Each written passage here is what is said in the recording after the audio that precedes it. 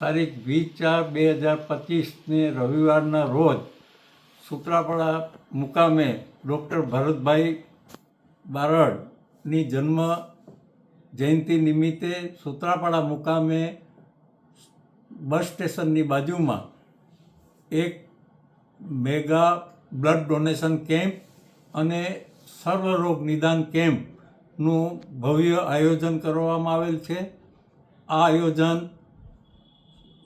Sutrapada BM Barad education trust અને doctor Bharatbhai Barad શૈક્ષણિક સંકુલમાં યોજવામાં આવેલ છે અને ઇન્ડિયન રેડ ક્રોસના સહયોગથી આ કાર્યક્રમનું આખું આયોજન કરવામાં આવેલ છે.